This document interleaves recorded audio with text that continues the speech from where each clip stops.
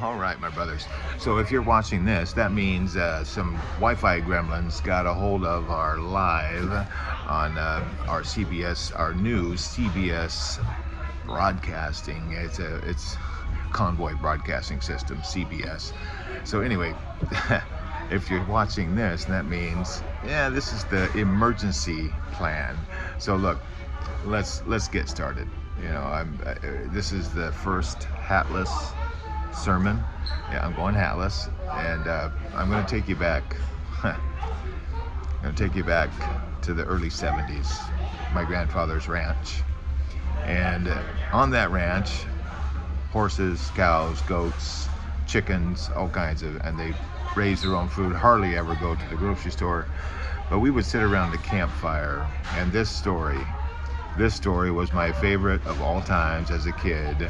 It's called The Parable of the Eagle, and I'm going to tell you the story like my grandfather told me. How's that sound? So here you go. There was a naturalist walking through the woods, and as he's walking, he came upon a clearing, and in that clearing he saw a farmhouse, and in that farmhouse, as he walked up, he got thirsty, so he wanted to go get a drink of water. He goes, and on his way to the farmhouse, he looks over, and lo and behold, he sees an eagle grubbing and pecking along with the chickens. Naturalist couldn't believe his eyes. He kept racing up to the door, banging on the door.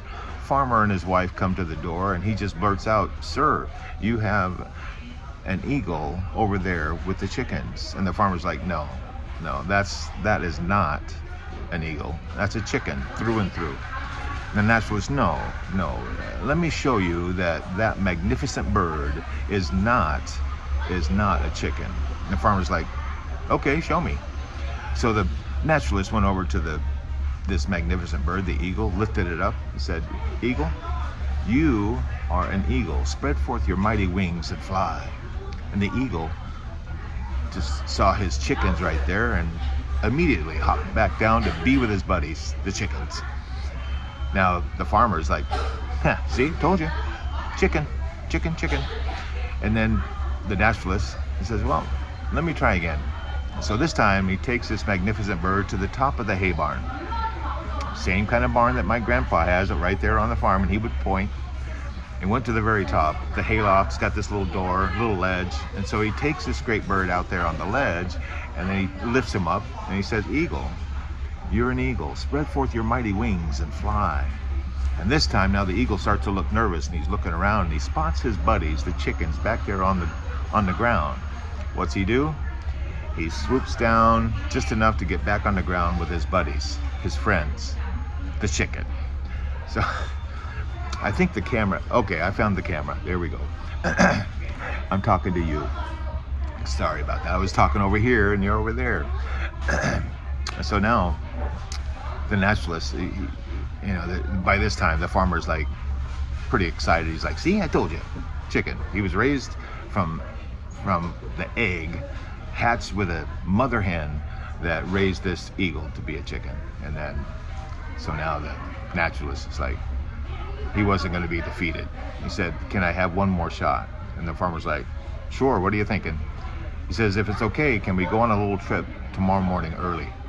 The farmer's like, "Okay." So early the next morning, they took off on their little trip. The farmer, his wife, the naturalist, and this eagle. And they go a short ways, and they come to the base of a great mountain. The sun was just coming up, so that it's dawn. And as the naturalist takes this great bird, I'm choking a little bit. He took this great bird and he lifted him up, and he said, "Eagle, you are an eagle. Spread forth your mighty wings and fly."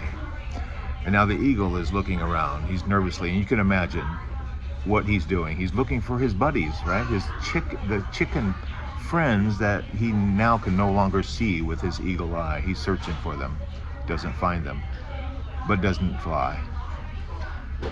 And this time, as the sun was just coming up, you can see it started going across the mountain. You see the crevices in the morning light, and he turns the eagle. So now The eagle is now facing the sunlight directly in his eye. And this time, the naturalist lifts this great bird up and he says, "Eagle, you are a mighty eagle. Spread forth those wings and fly." This time, the eagle, with a shudder and a little bit of a launch, spread forth his mighty wings and soared.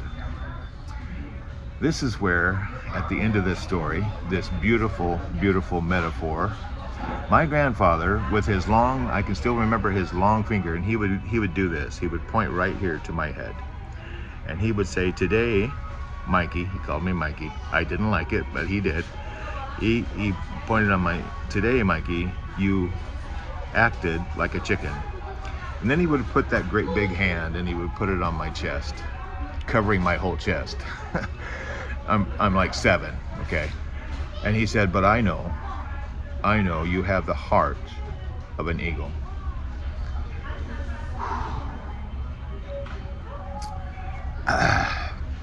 So today, what I'm doing, I'm gonna do for you what my grandfather did for me 5 decades ago, okay? First, who raised you? Open-ended question. Who raised you? You know, divorce is identity theft, okay? The court system, your ex, the society, they all treated you like a freaking chicken grubbing and pecking on the ground. And after enough pecking, you forget that you are an eagle. You came out of an eagle's egg. Look, when did you start believing that lie? You know, maybe child support caused you to be what, just a walking wallet? A visitation schedule that, you know, now you're a part-time dad? Her lawyer's words, "You're the problem." You started acting like what they called you. Reactive, scrambling, desperate for scraps, grubbing and pecking, looking for time with your kids. Transition. Right here. Hold on. But let me show you what Scripture says about your true nature, okay? Your true nature. Because I'm going to show you right now that you really are an eagle. Isaiah 40, verse 30. This is, I got to read this part, okay? I'm no scriptorian. My grandfather could whip through these verses. So I have notes right here on my laptop screen. If you knew my setup, I've got the scripture right here and I'm going to read it to you. All right, Isaiah 40 verse 31 says, "Those who wait on the Lord will mount up with wings like eagles." Going to read it again. "Those who wait on the Lord will mount up with wings like eagles." Ooh, but see, here's what most people will miss this. Eagles, they don't flap. When the storm comes, eagles don't flap. You know what they do? They lock in. They have a special bone. I don't remember what it's called, but they have a special bone where they can lock in their wings. And you know what they do? They hold them still, and the winds from the storm lift them. You see, eagles are built for storms. Did you know that? Eagles are built for the storms. You are built for the storms. And yet you're in the barnyard grubbing and pecking with the chickens. All right, divorce. It's your storm. It's not your identity, it's your storm, guys. You're not supposed to flap and panic and go grubbing and pecking with the other chickens. No, you're supposed to be locked in. Trust in God's strength, okay? Let Him lift you up. Ooh. All right, let's talk about the eyes for a second. You've got long-range vision, okay? Look, vision. Proverbs 30, verse 19. Yeah, I got to read this. "The eagle's way in the sky is mysterious strength," okay? Chickens, what do they see? Just right here in front of them. Eagles, they can scan the horizon, okay? I don't know how. I've been told that they can see a mile away, especially if there's a prey and they're hungry. right? Difference between an eagle, he goes hunting, he goes fishing. What does a chicken do? Chicken's got to wait for the freaking farmer to come and feed him and water him and let him out of the coop. Eagles don't wait for that. No. Here's another one. Psalms 103 verse 5. Your youth is renewed like the eagles. Exodus 19:4. God bore Israel on eagle's wings. On the wings of Israel, on the wings of eagles, God bore Israel. He's carrying not only Israel, but guess who else he can carry? You. So the question is, when did you stop soaring? When did you stop soaring as an eagle and you started pecking and grubbing like your friends the chickens? Okay? When did you trade your wings for that little dirt patch, that little chicken coop, right? Where you poop all in the same place and you get up on the little roost thing right inside the little, no, you know? Maybe here's my chicken, I'm gonna tell you some of my chicken behaviors, okay? I would scroll. If I had an extra phone, I'd be here scrolling, I'd show you my chicken behavior number one. That's what I would do, you know? Instead of what? Praying or meditation, I was reacting, you know? I wasn't choosing, I was reacting to things, and I would be looking for little scraps of that dopamine, you know? Oh, that's funny. Oh, and I get the little no. My chicken behavior number two. Yeah, I'm in my Mick office, okay? There's gonna be noise and everything. It's okay. It's okay. My chicken behavior number two, I would isolate. I would be the solo driver. I did it myself. 20 years ago, that was me. That was me. I had no convoy. In fact, that right there is the reason I'm here doing what I'm doing now. I was solo back then. I was so low, no one could see me. Okay. And I did that for a decade at least in my struggles. All right. I'm no guru. I'm just the guy that's been through this. Chicken behavior number three, okay? And I guess I talked about this, reacting instead of responding. Reacting is a passenger seat activity, right? The driver's going along and they do something stupid. What does a passenger do? Reacts, okay? What does the driver do? When the driver is doing his job as a driver, he responds to the conditions of the road, right? It's the same way what happens with an eagle. An eagle's out there responding to the conditions of the atmosphere, the conditions to be able to hunt, to find his food, etc. Chickens can't do that, okay? Here's an amazing stat that I just learned recently. Divorced dads, 6 times more likely to be depressed than their counterparts who are married. Oh, 9 times more than divorced moms. Why? Why would that be? Why would that number so different? 9 times more than moms have depression. Why? What do women normally do? They connect, they talk. What do men usually? I'm generalizing. I know this is not going to be the case in every place, but I'm telling you, men in general will isolate themselves like I did and not ask for help and drive solo. That's why we are so much more likely to experience depression. And you know what follows depression? Not going there now. Eagles, don't believe the lies that depression tells you. You are not alone. Now here's the thing. You're not going to be able to fix all of this all at once, okay? You're not going to be able to do it right now and make a list. I'm going to do all this and this. My current wife, we're separated.